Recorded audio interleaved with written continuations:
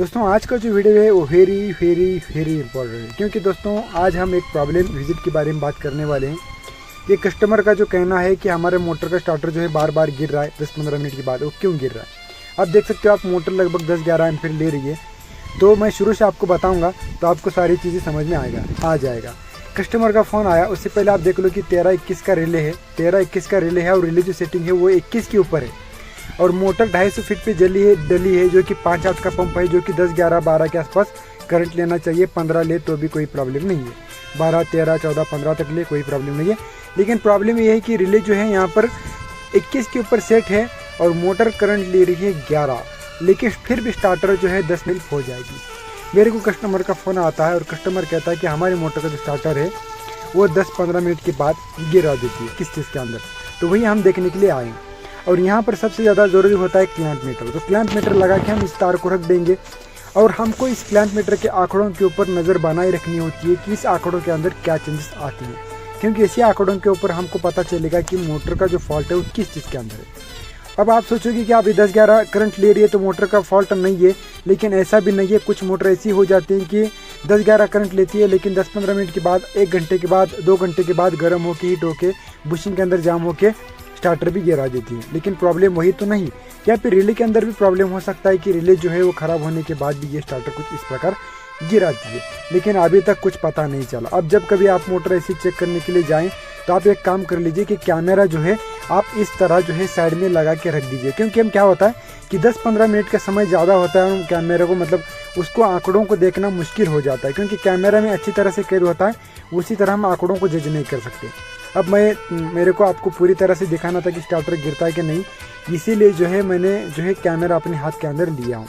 अभी जो मोटर है वो 10-11 का करंट ले रही है और अभी भी स्टार्टर जो है वो नहीं गिरा है। अभी मेरे को वीडियो बनाना था इसलिए मैंने हाथ में लिया, नहीं तो मैं आपको रिकॉर्डिंग कुछ इस प्रकार लगा के रख देता हूँ और फिर मैं अपना काम देख लेता हूँ, क्योंकि स्टार्टर गिरने के बाद कैमरा ही वही चीज़ है जो पूरी तरह से अच्छी तरह से रिकॉर्ड कर पाता है और हमको पता चलता है कि फॉल्ट किस चीज़ के अंदर है।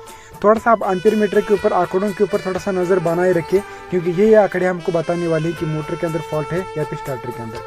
अब तक जो है स्टार्टर गिरा नहीं है, लगभग अब 10-15 मिनट होने को आ चुके हैं। मैं वीडियो को भगा रहा हूँ, इसीलिए आपको समय कम लग रहा है।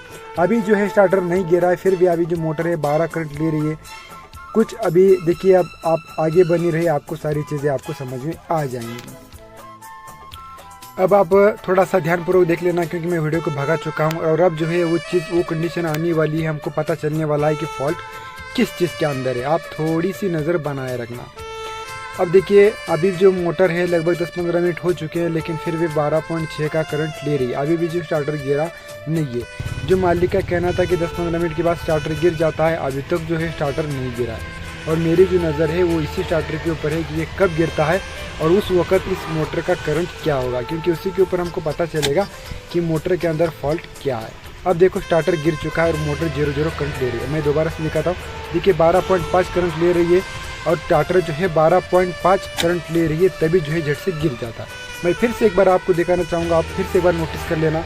मोटर जो है 12.5 करंट ले रही है और 12.5 में, यानी कि जो पहले से करंट ले रहा था उसी करंट के अंदर जो स्टार्टर गिर गया है। इसका मतलब ये डेफिनेटली है कि मोटर 12.5 एम्पीयर के अंदर गिर चुका है। अब यहाँ पर करंट 0-0 आ चुका है। इसका मतलब ये है कि मोटर बिल्कुल सही है, क्योंकि एम्पीयर जो है 0-0 ले रहा, लेकिन हमारा जो रिले सेटिंग है वो 21 पर है। 21 होने के बाद भी 12.5 पर स्टार्टर नहीं गिरना चाहिए, लेकिन स्टार्टर गिर गया। हम इस रिले को चेंज कर देंगे। अब ये जो बटन है ऐसे कंडीशन में ट्रिप हो जाता है, लेकिन अभी रिले गर्म होने की वजह से ट्रिप वो गर्म ही है। इसके अंदर एक लोहे की रॉड होती है, उसको थोड़ा सा अंदर ढकेल देंगे, उसको भी करंट होता है, थोड़ा सावधानपूर्वक करना पड़ता है। तो इसको लोहे की रॉड को अगर ढकेलेंगे तो हमारा जो काम है बन जाएगा। ये देखिए, तो ट्रिपिंग जो है अभी भी निकल नहीं पा रहा है, क्योंकि जो अंदर जो पट्टियाँ हैं वो बिना वजह गर्म हो चुकी हैं, क्योंकि इतने पे गर्म नहीं होना चाहिए था। अब देखिए, अभी फिर से स्टार्टर ऑन हो गया और मोटर फिर से जो है 12.5, 12.8 इस प्रकार करंट ले रहा है। अब मोटर पानी डेफिनेटली खींचेगा। अब कहने वाली बात यही है कि इसका सिर्फ रिले फॉल्ट है और इसके रिले को चेंज कर देंगे। यहाँ पर 13-21 का रिले है, तो हम फिर भी उसको 21 के ऊपर ही सेट कर रहे हैं। तो यहाँ पर 20-32 का हम रिले डाल रहे हैं, क्योंकि 20-32 का रिले भी चलेगा, कोई प्रॉब्लम नहीं है। हमारे पास ये है 20-32 का रिले। क्योंकि हम जैसे कि उसके ऊपर 21 के ऊपर सेट कर देंगे तो इसके ऊपर 20 रख देंगे। हमको रिले सेटिंग करनी क्या चाहिए, अगर मोटर 12-13 एम्पीयर ले रही है तो उसमें 2-4 एम्पीयर बढ़ा के उसके ऊपर सेट कर देना चाहिए, यानी कि 15, 16, 17, 18 पे सेट करना देना चाहिए। लेकिन कोई प्रॉब्लम नहीं, मेरे पास 20-22 का रिले फिलहाल जो है मेरे पास अवेलेबल है, तो यही जो रिले है मैं इसके अंदर इंस्टॉल कर दूँगा, प्रॉब्लम सॉल्व हो जाएगा। और मैं जो है इस स्टार्टर के अंदर रिले जो है उसको भी मैंने इंस्टॉल कर चुका हूँ और अभी तक मेरे को मालिक का फ़ोन नहीं आया कि स्टार्टर बाद में गिर चुका है। तो बस यही एक प्रॉब्लम है।